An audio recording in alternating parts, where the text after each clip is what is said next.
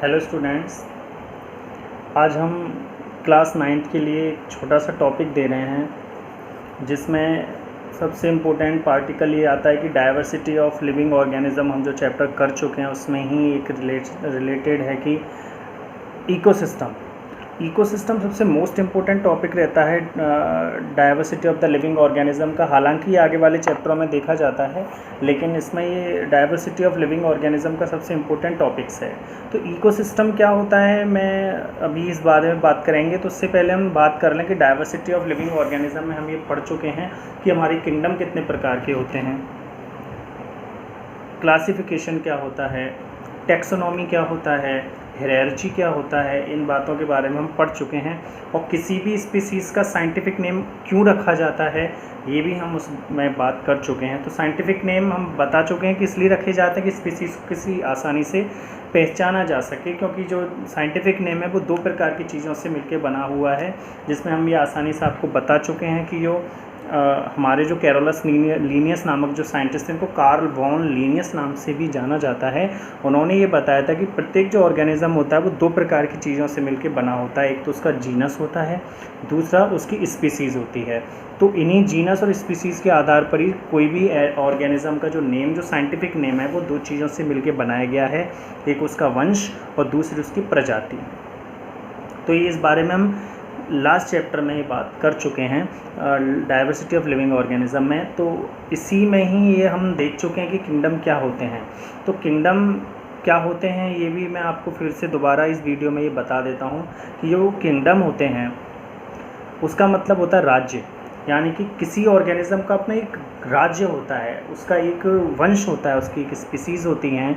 तो हर एक ऑर्गेनिज्म को उसके अलग अलग किंगडम्स में डिवाइड कर दिया गया है। तो R.H. विटेकर नामक जो रॉबर्ट विटेकर नामक जो साइंटिस्ट थे, उन्होंने बताया कि किंगडम 5 प्रकार के होते हैं। पहला किंगडम मोनेरा, दूसरा किंगडम प्रोटिस्टा, तीसरा kingdom fungi, fourth kingdom Plantae and 5 होता है किंगडम एनिमेलिया। तो इस प्रकार हम 5 प्रकार के किंगडम के बारे में बात कर चुके हैं। कोपलैंड नामक साइंटिस्ट ने किंगडम मोनेरा की खोज की थी। अर्नस्ट हैकल नामक साइंटिस्ट ने किंगडम प्रोटिस्टा की खोज की थी। कोपलैंड और अर्नस्ट हैकल दोनों साइंटिस्ट ने मिलकर एक किंगडम बनाया था जिसका नाम किंगडम फंजाई था। किंगडम प्लांटी और किंगडम एनिमेलिया की खोज एरिस्टोटल नामक साइंटिस्ट ने की थी। और इन 5 किंगडमों को सबके सामने या बुक्स में जो शो किया था, जो इसका बनाया गया था, इसके बारे में पूरा सिद्धांत या कंक्लूज़न पूरा दिया गया था, वो R.H. विटेकर नामक साइंटिस्ट ने दिया था। उन्होंने ही इसको प्रतिपादित किया, बुक्स में लाए, सबके सामने बताया कि इस प्रकार सारे किंगडम्स को रखा जाता है। तो किंगडम मोनेरा में सभी बैक्टीरिया, वायरस और वायरोन्स और वायरॉइड्स को रखा गया है।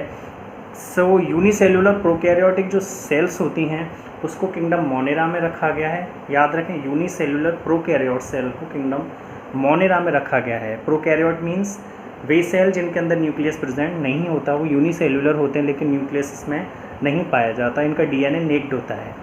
इन सारे ऑर्गेनिज्म को किंगडम मोनेरा में रखा गया है। वे ऑर्गेनिज्म जो यूनिसेलुलर यूकैरियोट्स हैं, आई मीन जिनकी सेल में न्यूक्लियस प्रेजेंट है और उनका जो जेनेटिक मटेरियल DNA है वो न्यूक्लियस के अंदर कवर्ड है, तो उस वाले ऑर्गेनिज्म को किंगडम प्रोटिस्टा में रखा गया है। किंगडम फंजाई में वे वाले ऑर्गेनिज्म रखे गए हैं जो सड़े गले तथा मरे हुए पदार्थों पर पाए जाते हैं, जैसे लाइकेन्स है, माइकोराइजा है, फंगस है, बॉलवॉक्स है और काफ़ी सारे ऐसी राइजोपस है, राइजोम्स हैं, बहुत सारी ऐसी फंजाई आपको देखने को मिलेंगी। या फफूंदी जो सड़ी गली चीज़ों है, घर के अचारों रोटियों पर हम देख सकते हैं, उनको फफूंदी पड़ जाती है, उसको किंगडम फंगस यानी फंजाई में रखा गया है। पृथ्वी पर पाए जाने वाले अर्थ क्रस्ट पर जितने भी प्लांट्स हैं, बड़े छोटे, लीफ वाले, रूट स्टेम और लीफ वाले, ओनली लीफ वाले या ओनली स्टेम वाले या ओनली रूट्स वाले जो भी प्लांट्स हैं, एक्वेटिक हो, टेरेस्ट्राइल हो या आपका डेजर्ट वाले प्लांट्स हो, जीरोफाइटिक प्लांट्स हो, ब्रायोफाइट्स हो, टेरिडोफाइट्स हो, जिम्नोस्पर्म हो, एंजियोस्पर्म हो, इन सभी प्लांट्सों को किंगडम प्लांट में रखा गया है। एनिमल्स, पृथ्वी पर पाए जाने वाले जितने भी प्रकार के एनिमल्स हैं, चाहे वो मैमल्स हैं, चाहे वो रेप्टाइल्स हैं, चाहे वो एम्फीबियंस हैं, एवीज़ हैं, या फिशरीज़ ही क्यों ना हो, बीज ही क्यों ना हो, इंसेक्ट्स ही क्यों ना हो, उन सभी चीज़ों को किंगडम एनिमेलिया में डिवाइड कर दिया गया है। तो इस प्रकार हमको डाइवर्सिटी ऑफ लिविंग ऑर्गेनिज्म में बताया गया कि किंगडम क्या होते हैं। क्लासिफिकेशन किसी भी ऑर्गेनिज्म को उसकी बॉडी शेप, बॉडी का साइज़, उसकी हैबिट, उसकी हैबिटेट, इनके आधार पर क्लासीफाई कर देना या रख देना क्लासिफिकेशन कहलाता है। सीधी भाषा में मैं आपको समझाने के लिए एक छोटा सा एग्जांपल यूज़ करूँगा कि मान लीजिए आपके पास एक डलिया है, basket, you have a basket. तो उस बास्केट में बहुत सारे फल रखे हुए हैं, अलग अलग प्रजातियों के फल हैं, केला है, अनार है, संतरा है, आम है और टमाटर है, और भी बहुत सारे चेरी है और बहुत सारे फल उसमें रखे हुए हैं। तो उन फलों को देखने के लिए आपको अपने से ऊपर वाले फलों को हटाना पड़ेगा, उसके नीचे जो होंगे तो उसमें गड़बड़ होगी, गिरेंगे, फैलेंगे और उसको समझने में भी प्रॉब्लम होगी। तो यदि मैं उस बास्केट के सभी फलों को अलग अलग करके रख लूँ एक जगह पर, आम एक जगह पर, केला एक जगह पर, संतरे एक जगह पर, अनार एक जगह पर, चेरी एक जगह पर, तो इस तरह से मैं उसको रख लूँ तो मुझको उन्हें पहचानने में बहुत आसानी होगी। तो यदि मुझसे कोई पूछेगा केला कहाँ है तो मैं आसानी से बता सकता हूँ कि वो यहाँ रखा हुआ है, आप वहाँ से उसको पिकअप कर सकते हैं। तो इसी प्रकार ऑर्गेनिज़म को भी इसी बास्केट के अकॉर्डिंग ही क्लासीफाई कर दिया, उनको उसके जीनस और उसकी स्पीसीज़ के आधार पर डिवाइड कर दिया गया और बता दिया गया है कि किस तरह से ऑर्गेनिज़म किस ऑर्गेनिज़म से रिलेटेड होते हैं, किस ऑर्गेनिज़म से दूसरे ऑर्गेनिज़म की उत्पत्ति हुई है। तो उसके बाद हमको ये बता दिया, जैसे शेर की उत्पत्ति बिल्लियों से ही हुई थी, तो कैट उसकी पूर्वज रहे होंगे, तभी कुछ कैट्स जो होंगी वो जंगली एरिया में चली गई और उन्होंने अपनी बॉडी को चेंज कर लिया, जंगल के आधार पर शिकार करने लगे वो अपने जीने के लिए। तो इस प्रकार उनके शरीर बहुत ताकतवर हो गया, वो आकार में बड़े हो गए। तो इस प्रकार हमको ये सारी चीज़ें समझ में आ जाती हैं क्लासिफिकेशन के आधार पर किस प्रकार से ऑर्गेनिज़म को आसानी से डिवाइड किया जा सकता है। तो उसी टॉपिक पर ही इकोसिस्टम रखा गया है। तो इकोसिस्टम जो है वो हम ये बता सकते हैं कि इकोसिस्टम क्या है। तो प्रत्येक एनवायरनमेंट में जहाँ आप रहते हैं उस जगह पर काफ़ी सारे ऑर्गेनिज़म रहते हैं जो किसी ना किसी रूप से एक दूसरे पर डिपेंड होते हैं, चाहे वो प्लांट्स हों, छोटे इंसेक्ट्स हों, बड़े एनिमल्स हों, छोटे एनिमल्स हों, बड़ी फ़िश हों या छोटी फ़िश हों, मनुष्य ही क्यों ना हो, वे सभी ऑर्गेनिज़म किसी न किसी रूप से एक दूसरे पर डिपेंड रहते हैं। इसी एक दूसरे की डिपेंडेंस को ही हम इकोसिस्टम कहते हैं, यही एक इकोसिस्टम बनाता है। तो इकोसिस्टम के आधार पर जो ऑर्गेनिज़म्स होते हैं वो 3 प्रकार के होते हैं। पहला प्रोड्यूसर्स यानी कि उत्पन्न करने वाले, उत्पादक। दूसरा कंज्यूमर लेने वाले या उपभोक्ता। और तीसरा है आपका डीकम्पोजर्स नष्ट करने वाले या विघटित करने वाले छोटे ऑर्गेनिज़म जिनको आँखों से देखा नहीं जा सकता।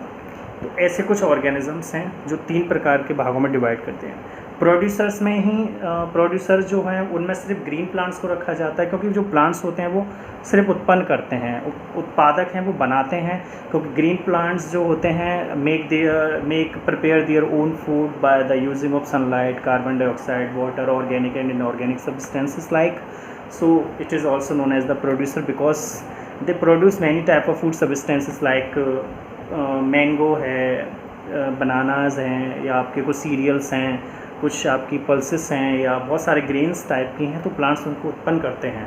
कंज्यूमर्स जो होते हैं वो हेटरोट्रॉफिक टाइप के होते हैं। हेटरोट्रॉफिक का मतलब दूसरे पर डिपेंड रहते हैं, दूसरे को मार के खाते हैं।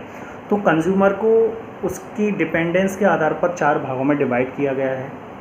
पहला प्राइमरी कंज्यूमर, वे कंज्यूमर बहुत छोटे होते हैं जो प्लांट्स को खाते हैं, या इनको हर्बीवोर्स भी बोलते हैं।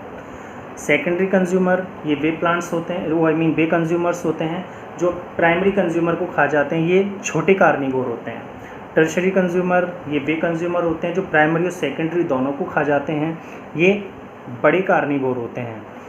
और टॉप कंज्यूमर वे होते हैं जो तीनों को खा सकता है, तीनों पर डिपेंड रहता है, ये टॉप कार्निवोर होते हैं। ये सबसे बड़े कार्निवोर या मांसाहारी होते हैं जो सभी प्रकार के ऑर्गेनिज़मों को खा सकते हैं, सिर्फ प्लांट्स को छोड़कर। अब जो डीकम्पोजर्स हैं वो क्या करते हैं, जब प्लांट्स से एनिमल्स की किसी कारणवश डेथ हो जाती है तो उनकी जो बॉडी है उसको उसके छोटे छोटे भागों में तोड़ने के लिए, उसको सड़ने से बचाने के लिए उसको छोटे छोटे भागों में तोड़ के उसको मिट्टी के समान बना देते हैं। उन चीज़ को हम डीकम्पोज़र कहते हैं, जैसे बैक्टीरिया है, वायरस, फंजाई है, ये सारी चीज़ें आपके डिकम्पोजर्स में आती हैं। तो इकोसिस्टम हमने देखा कि क्या होता है, इकोसिस्टम में किस प्रकार एक दूसरे पर जीव डिपेंड रहते हैं, कैसे एक दूसरे को वो खाते हैं, क्योंकि मनुष्य भी प्लांट्स पर डिपेंड रहता है और प्लांट्स भी मनुष्य पर डिपेंड रहते हैं। तो इस प्रकार हम देख सकते हैं कि आखिर इकोसिस्टम क्या होता है। उसके बाद हम नेक्स्ट वीडियो में आपसे मिलेंगे, तब तक के लिए नमस्कार।